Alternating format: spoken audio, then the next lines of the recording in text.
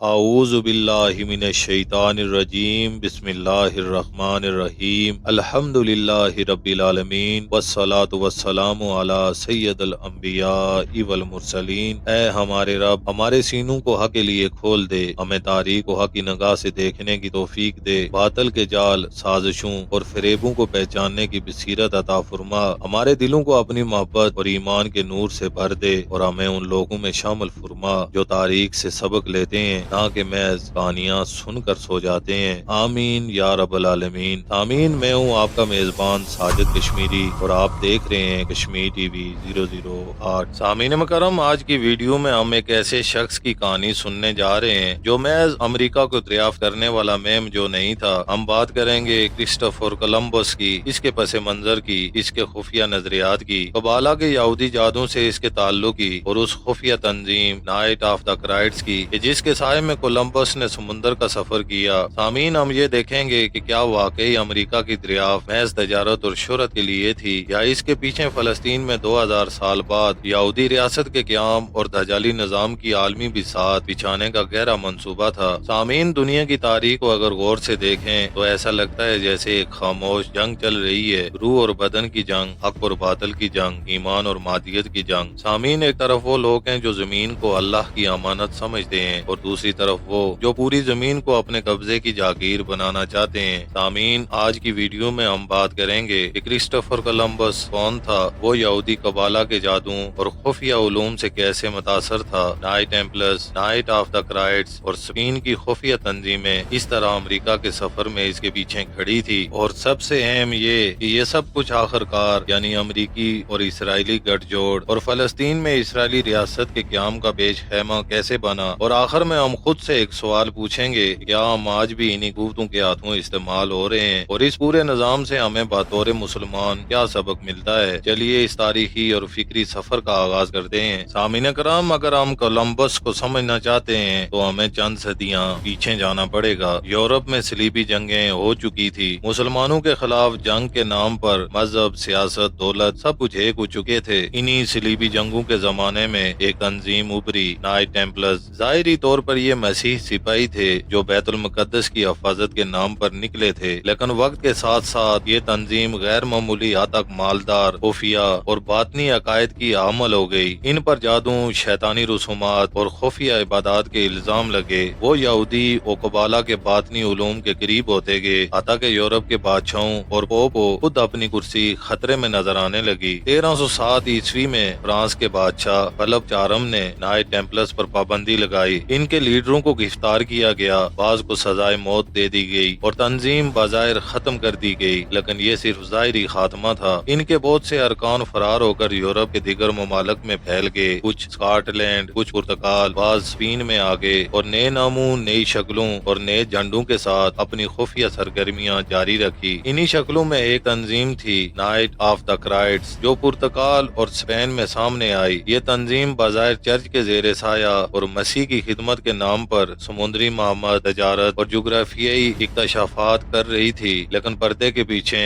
صلیبی ذہن، قبالہ سے متاثر باطنی سوچ اور نئے جہاں تک پہنچنے کی دوڑ جاری تھی۔ اسی یورپ میں یہودیوں کا ایک طبقہ قبالہ کے نام پر روحانی اور جادوانہ نظام کی فکر پر یقین رکھتا تھا۔ سامعین، قبالہ کے اندر اعداد، ستارے، خفیہ رموز، شیطانی قوتوں کے ساتھ رابطہ، دجالی بادشاہیت کا انتظار جیسے تصورات پائے جاتے تھے۔ یہ سب مل کر یورپ کے اس حصے میں ایک ایسا ذہن بنا رہے تھے جو نہ صرف دنیا پر قبضہ بلکہ روح اور ذہنوں پر قبضہ کرنا چاہتا تھا۔ یہی وہ پس منظر ہے جس کے اندر ایک دن کرسٹوفر کولمبس پیدا ہوتا ہے اور بڑا ہو کر نیو ورلڈ یعنی امریکہ کی طرف خطرناک سفر کا فیصلہ کرتا ہے۔ سامعین کرام، کرسٹوفر کولمبس سرکاری تاریخ کی کتابوں میں ایک بہادر سمندری مہم جو ایک جری نیویگیٹر اور امریکہ کو دریافت کرنے والا ہیرو بنا کر دکھایا جاتا ہے، لیکن اگر آپ تاریخ کے پردے کے پیچھے جھانکیں تو ایک اور تصویر نظر آتی ہے جو اتنی سادہ نہیں۔ سامعین، کولمبس کی اصل شناخت، اس کے خاندان، اس کے عقائد اور اس کے مقاصد کے بارے میں مورخین میں اختلاف پایا جاتا ہے۔ کچھ تحقیقات اس طرف اشارہ کرتی ہیں کہ کولمبس یہودی النسل پس منظر رکھا تھا، یا کم از کم یہ کہ وہ ایسے ماحول سے جڑا ہوا تھا جہاں یہودی مہاجرین خفیہ طور پر اپنے مذہب پر قائم، وہ نور سوز اور قبالہ کے پیروکار سرگرم تھے۔ سامعین، اسپین میں اس وقت مذہبی عدالتوں کا دور تھا، یہودی یہودیوں اور مسلمانوں پر شدید مظالم ہو رہے تھے، انہیں زبردستی عیسائی بنایا جا رہا تھا، یہاں تک کہ بعض یہودی ظاہری طور پر عیسائیت قبول کر چکے تھے لیکن باطن میں یہودی ہی رہے، انہیں خفیہ یہودی کہا جاتا ہے۔ سامعین، کولمبس ایسے ہی دور میں، ایسے ہی خطے میں اور ایسے ہی سیاسی اور مذہبی احکاموں کے درمیان پلا، اس کے خطوط میں بعد ایسی باتیں ملتی ہیں جہاں وہ مقدس سرزمین، ہیکل سلیمانی اور بنی اسرائیل کے حوالے سے خاصی دلچسپی کا اظہار کرتا ہے۔ بعض محققین کے مطابق کولمبس کے سفر کے پیچھے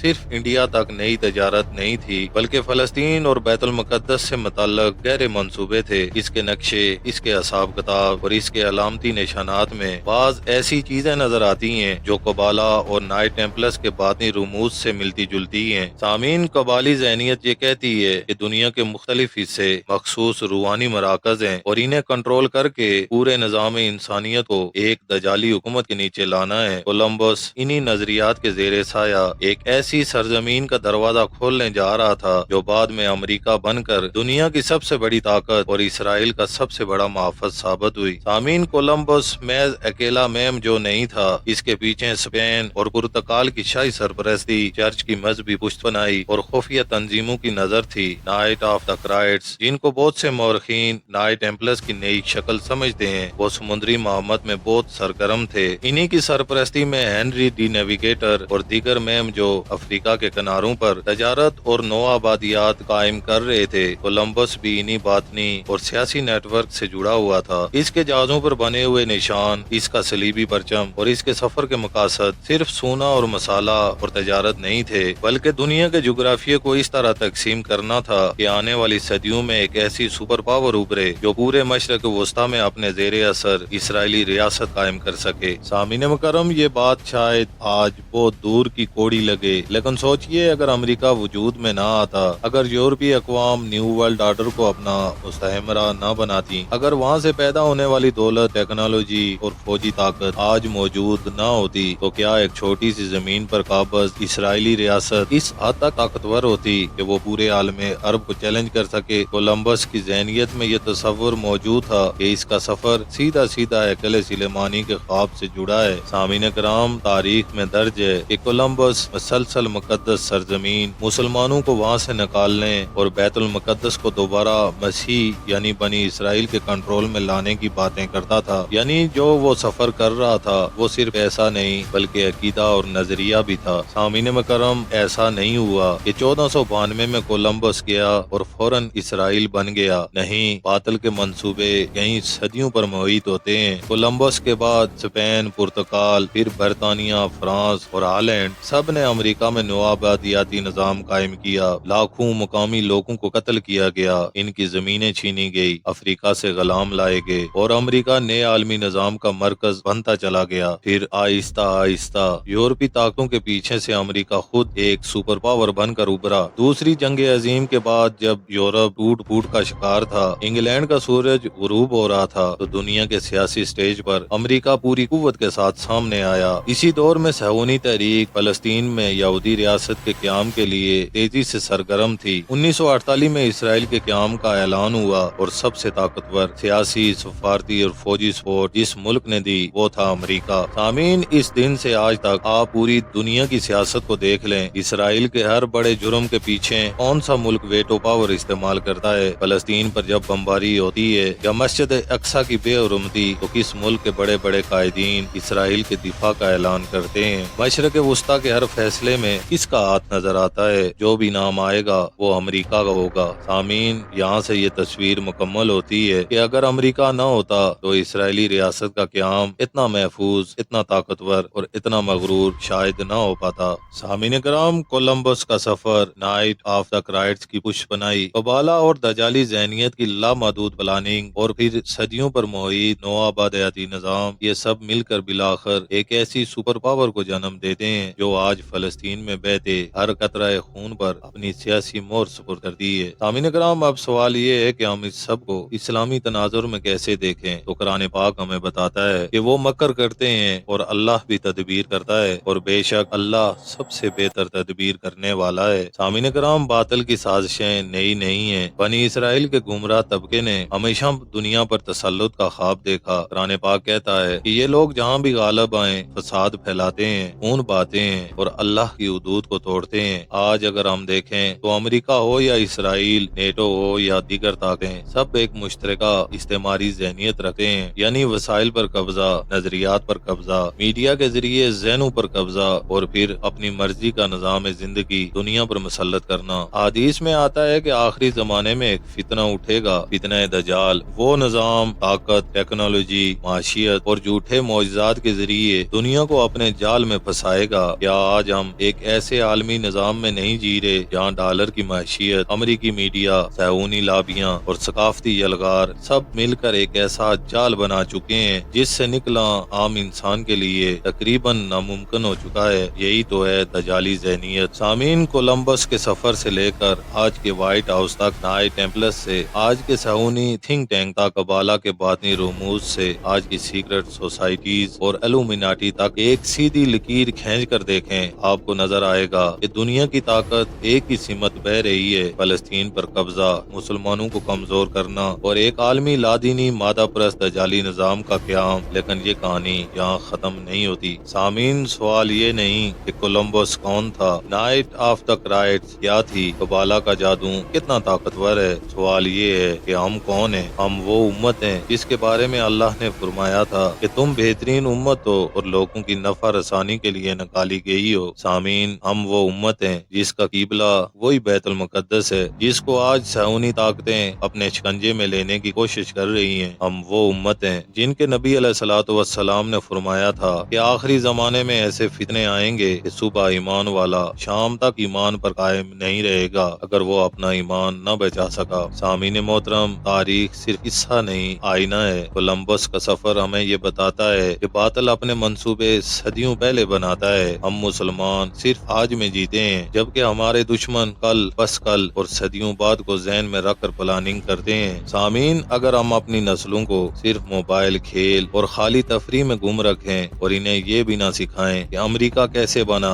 اسرائیل کیسے بنا اور ہم کہاں کھڑے ہیں، تو ہم خود اپنی اگلی نسلوں کو دجالی نظام کے سپرد کر رہے ہیں۔ باطل کے پاس ٹیکنالوجی، میڈیا، دولت سب ہو سکتی ہے، لیکن ہمارے پاس ایمان، قرآن اور دعاؤں کی طاقت ہے۔ جب تک ہم اپنے رب سے جڑے رہیں گے، اپنے نبی علیہ الصلوۃ والسلام کی سنتوں کو تھامیں گے اور اپنی زندگیوں کو اسلام کے مطابق کر لیں گے، تب تک کوئی دجالی نظام ہمارے دلوں کو فتح نہیں کر سکا۔ سامعین محترم، فلسطین صرف ایک ملک نہیں، ایک امتحان ہے۔ آج فلسطین صرف خبروں کا موضوع نہیں، ہمارے ضمیر کا معیار ہے۔ اگر ہمیں فلسطینی بچوں کی لاشیں بھی نہ جگا سکیں تو پھر تاریخ کے اس موڑ پر ہم خود کہاں کھڑے ہیں؟ بھائیو اور بہنوں، کرسٹوفر کولمبس کا نام آپ نے بچپن سے سنا ہوگا، امریکہ کو دریافت کرنے والا بہادر مہم جو۔ لیکن اگر آج آپ تھوڑا غور کریں تو آپ کو محسوس ہوگا کہ اس کی دریافت صرف ایک بر اعظم نہیں تھی، وہ ایک نئے عالمی نظام کی بنیاد رکھ رہا تھا۔ ایک ایسا نظام جس میں انسان آزاد نظر آتا ہے، لیکن در حقیقت وہ میڈیا، بینکوں، سودی نظام، فحاشی، مادیت اور سیاسی غلامی کے شکنجے میں جکڑا ہوا ہوتا ہے۔ آج ہم جو فری ورلڈ کہتے ہیں، اس کی آزادی کی دیواروں کے پیچھے کتنی غلامیاں چھپی ہیں، یہ صرف وہی دیکھ سکتا ہے جس کے دل میں ایمان کا نور زندہ ہو۔ میں آپ سے صرف یہ کہہ نہیں رہا کہ کولمبس برا آدمی تھا یا نائٹ آف دا کرائٹس شیطانی تنظیم تھی، میں آپ سے کچھ اور بڑا سوال پوچھ رہا ہوں کہ آج کے دور کا کولمبس کون ہے؟ آپ کے موبائل میں، آپ کے سکرین پر، آپ کے ذہن میں کون سا نیا امریکہ دریافت کیا جا رہا ہے جہاں آپ کے ایمان، آپ کی غیرت، آپ کی فکر آخرت کو آہستہ آہستہ قتل کیا جا رہا ہے؟ پیارے ناظرین، اگر ہم نے اپنے گھروں میں قرآن کی روشنی کم ہونے دی، اپنے بچوں کے دلوں میں نبی علیہ الصلوۃ والسلام کی محبت ماند بڑھنے دی اور اپنے ضمیر کو فلسطین، کشمیر اور دنیا بھر کے مظلوم مسلمانوں کے درد سے کٹ جانے دیا، تو پھر یاد رکھیں، ہم صرف تاریخ کی کتاب نہیں ہاریں گے، ہم اپنی آخرت بھی ہار جائیں گے۔ آئیے اس ویڈیو کو صرف انفارمیٹیو ویڈیو بنا کر بند نہ کریں، بلکہ اپنے دل سے دو سوال پوچھیں کہ میں نے آج کیا سیکھا، میں کل سے کیا بدلوں گا؟ اگر آپ صرف اتنا کر لیں کہ روزانہ تھوڑا سا قرآن سمجھ کر پڑھنے کا عزم کر لیں اور اپنے بچوں کو ہر ہفتے 1 گھنٹہ بیٹھ کر سچی تاریخ اور امت کا درد سنانے کا پروگرام بنا لیں اور دنیا کی خبروں کو ایمان کی اینک سے دیکھنا شروع کر دیں، تو سمجھ لیجئے اس ویڈیو کا مقصد پورا ہو گیا۔ اے اللہ، ہمیں باطل کی سازشوں کو پہچاننے کی بصیرت دے، ہمارے دلوں کو ایمان پر زندہ رکھ، ہمیں دجالی فتنوں سے محفوظ فرما، ہمیں فلسطین، کشمیر اور دنیا بھر کے مظلوم مسلمانوں کے لیے سچی سچی فکر اور حقیقی عمل کی توفیق دے، ہمارے گھروں کو قرآن اور سنت کا مرکز بنا دے اور ہمیں ان لوگوں میں شامل فرما جو تاریخ سے سبق لے کر تیرے دین کے لیے کھڑے ہو جاتے ہیں، آمین یا رب العالمین۔ میں تھا آپ کا میزبان ساجد کشمیری اور آپ دیکھ رہے تھے کشمیر ٹی وی 008۔ سامعین، اگر آپ کو یہ ویڈیو علم، شعور اور ایمان کے دروازے پر ایک ہلکی سی دستک محسوس ہوئی ہو، اور اگر آپ کو لگتا ہے کہ یہ آواز صرف آپ تک محدود نہیں رہنی چاہیے، تو پلیز چینل کو سبسکرائب کریں، ویڈیو کو زیادہ سے زیادہ شیئر کریں اور کمنٹ میں اپنے دل کی کیفیت ضرور لکھیں کہ آپ کو اس پوری کہانی سے کیا سبق ملا۔ آپ کا ایک سبسکرائب، آپ کا ایک شیئر شاید کسی اور کے دل اور دماغ میں ایک نئی روشنی جگا دے۔ اللہ آپ کا، ہمارا اور پوری امت مسلمہ کا حامی و ناصر ہو۔ وآخر دعوانا ان الحمدللہ رب العالمین۔